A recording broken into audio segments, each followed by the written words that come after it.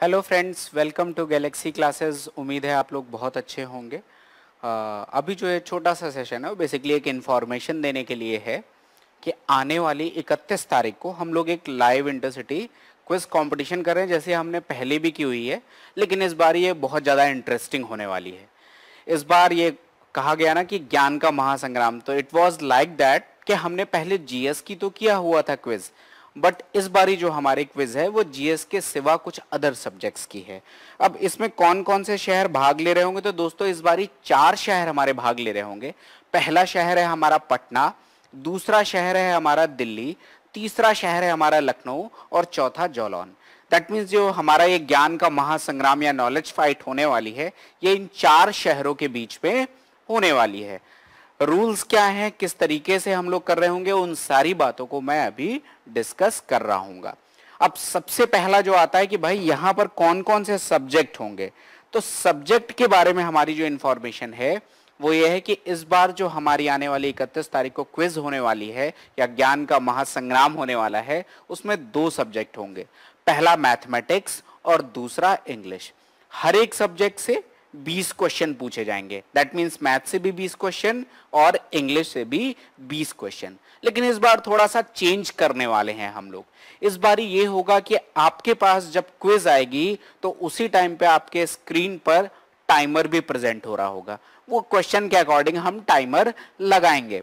आपको उस given time frame में जो भी टाइम होगा, 30 सेकंड, 40 सेकंड, 50 सेकंड, उस गिवन टाइम फ्रेम में आपको अपने आंसर्स देने हैं। जो भी व्यक्ति उतने टाइम के अंदर आंसर देगा उसका आंसर कंसीडर किया जाएगा, और जो उसके बाहर देगा उसका आंसर हम लोग कंसीडर नहीं करेंगे। तो बहुत इंटरेस्टिंग होने वाला है।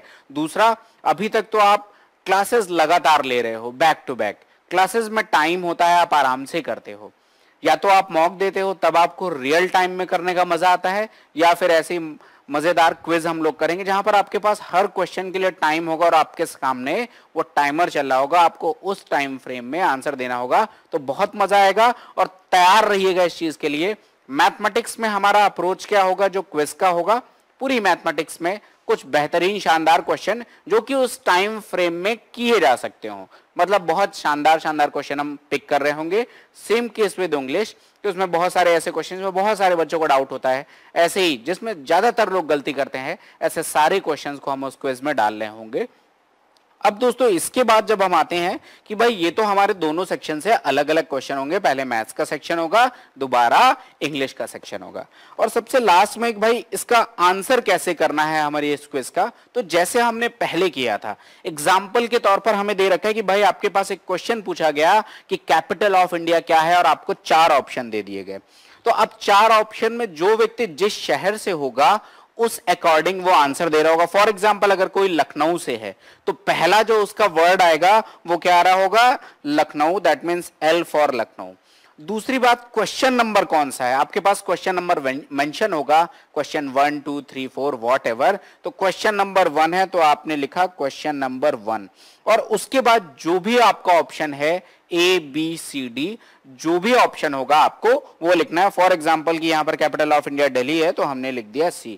ऐसे ही कोई बंदा अगर जालौन का है फॉर एग्जांपल, तो अब जालौन का भाई है तो वो क्या लिखेगा, जालौन का J। अगर क्वेश्चन नंबर, मान लो कि क्वेश्चन नंबर 10 की मैं बात कर रहा हूं, तो क्वेश्चन नंबर 10 लिखेगा, और मान लो उसका आंसर A है तो वो A लिखेगा।